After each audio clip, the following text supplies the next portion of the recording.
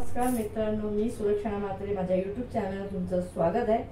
आज मी घरच्या घरी म्हणजे काही मसाल्यापासून आपण सांबार मसाला बनवणार आणि तो सांबार मसाला मी माझ्या दुकानावर सांबारमध्ये यूज करते। तर चला आपल्या किचनमध्ये इथे या चमचच्या साहाय्याने बघा, या चमचच्या साहाय्याने हे 8 चमच धने घेतलेले आहेत, 2 चमच चण्याची डाळ, 2 चमच उडदाची डाळ, 1 चमच हळद, 1 चमच राई, 1.5 चमच आपली मेथी, अर्धा चमच धने, अर्धा चमच काली मिरी आणि पाव चमच हिंग घेतले। आता ह्याच्यामध्ये बघा 2 प्रकारच्या वेगवेगळ्या मिरच्या घेतलेल्या आहेत। ही मिरची आहे पांढरी मिरची, जी जरा अशी बघा चपटी असते, ही बघून घ्या चपटी असते, त्याची मी देखे काढून इथे एक प्लेट भरून घेतलेली। आणि ही आहे जी आपली लवंगी मिरची, जी लवंगी मिरची याची देखे काढून घेतली आणि सुकून घेतलेली आहे। तर इथे सुकवली ना तर पटकन अशी तुटते, बघा सुकवलेली आहे। थोडंसं ऊन लावून घेतले म्हणजे आपल्याला भाजताना ठसका लागू नये म्हणून मी पहिला उन्हामध्ये हे करून घेतले, ऊन लावून घेतले। आणि इथे बघा 4 काड्या आपण कढीपत्त्याच्या घेतलेल्या आहेत। तर इथे आपण पहिला सुरुवात करूया।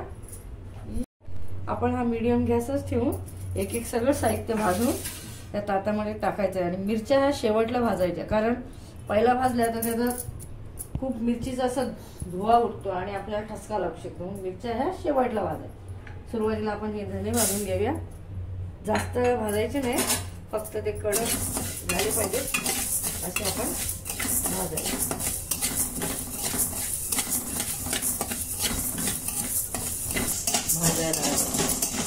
त्याचा थोडासा सुगंध सुटला आपले हे झाले भाजून झाले, जास्त लाल नाही करायचे, फक्त कडक होण्यासाठी आपण एक एक करून सगळे भाजायचे। एकत्र नाही भाजायचं, कारण काही वस्तू पुढे मग भाजल्या जातात, त्याच्यामुळे सगळे आपण एक एक करून भाजून घ्यायचे। आपण भाजायचं कडक यायला लागलाय,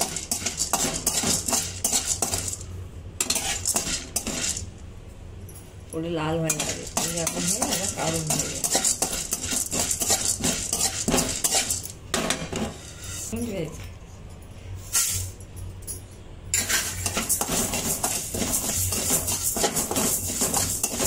तर तुम्ही त्याच्या क्वांटिटीनुसार डबल घेऊन 2 चमच मी उडदाची डाळ घेतलेली आहे, साई डाळ 2 चमच घेतले, तर त्याच्याऐवजी 4 चमच घ्यायचे। आणि धणे जे 8 चमच घेतले त्याच्याऐवजी 16 चमच घ्यायचे, त्याच्यात मसाला जास्त बनवू शकतो। तर या 2 मिरच्या मी वापरल्या आहेत, तर त्या कशासाठी बघा, ही मिरची आहे जरा तिखटपणा येण्यासाठी, म्हणजे वरून तुम्हाला मसाला टाकायची गरज नाही वाटणार। आणि ही आपली पांढरी टाकली आहे तर ह्याच्यामध्ये तिखटही असते आणि ही थोडा कलर सुद्धा येतो मसाल्याला, म्हणून मी पांढरी मिरची वापरली। तुम्ही त्याच्याऐवजी काश्मीरी मिरची सुद्धा वापरू शकता। आता बघा ही उडदाची डाळ सुद्धा आपली भाजून झाली, थोडासा असा कलर आलेला आहे।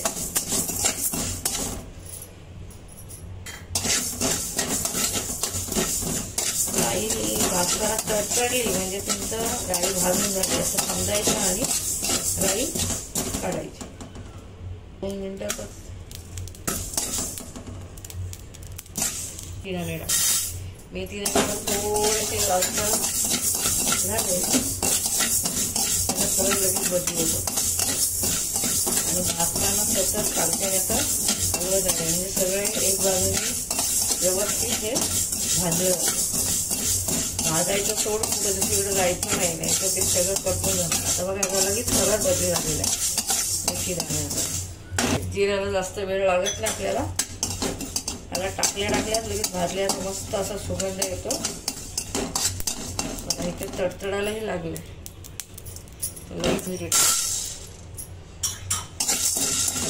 काळी मिरी सुद्धा भाजताना याला मस्त त्याचा धूर सुटतो खाली आणि त्याचा असा सुगंध सुटलेला आहे, काढून घेऊया। आता इकडे उरलं आपल्याला कढीपत्ता। कढीपत्ता मस्तपैकी मी धुवून सुकून घेतलेला आहे, ओला टाकू नका नाहीतर तो मसाल्यामध्ये मसाला नरम पडेल, सुकून घेतलेला आहे। आणि त्याला भाजताना बघा कपड्याने असं घ्यायचं आहे, असं शेकायचं जेणेकरून ह्याचा सगळा जो पाण्याचा अंश आहे तो निघून जाईल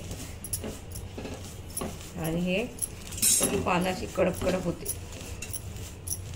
कलर मात्र थोडासा बदली होईल,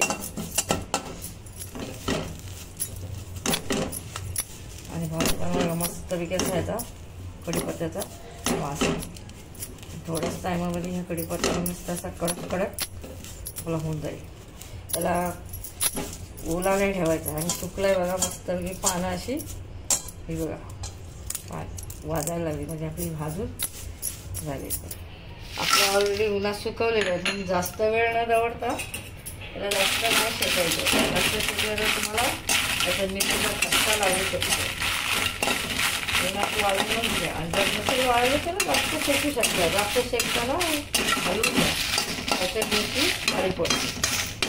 आता ही पण आपली शेकून घेतली त्याने लवंगी मिरची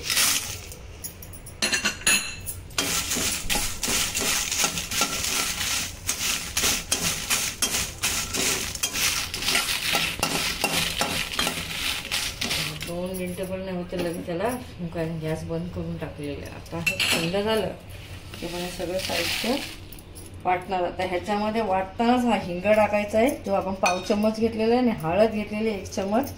हे सगळं साहित्य थोडं थंड झालं की आपण वाटून घेऊ. सगळं साहित्य थंड झालं आणि आता आपण मिक्सरमध्ये दळून घेऊया.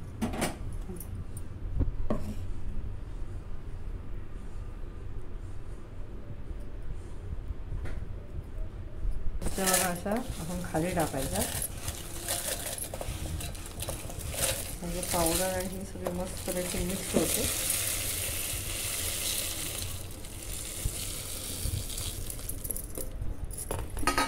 ते आपलं तळून झालेलं बघा याचा मस्त पैकी असा कलर आहे.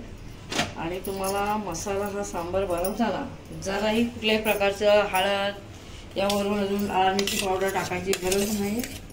मस्त फाईन पेस्ट झाली. मी माझ्या दुकानावर वडा सांबार इडली वगैरे विकते त्याच्यासाठी मी हे माझं हे घरगुतीच मी सांबार मसाला वापरते. तर तुम्ही इथे बघू शकता याचा फाईन पेस्ट मस्त झालेली आहे आणि कलर एवढा मस्त आलेला आहे आणि त्याला मस्त असा सुगंध सुटलेला आहे.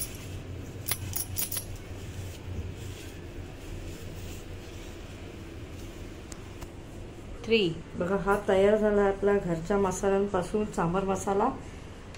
हा सांबार मसाला एकदा तरी बनवून बघा आणि मला त्याच्या कमेंटमध्ये सांगा की कसा वाटला. ही रेसिपी तुम्हाला कशी वाटली मला कमेंटमध्ये सांगून या व्हिडिओला लाईक शेअर आणि सबस्क्राईब करायला विसरू नका. पुन्हा भेटू नवीन रेसिपी बरोबर. Tata bye bye.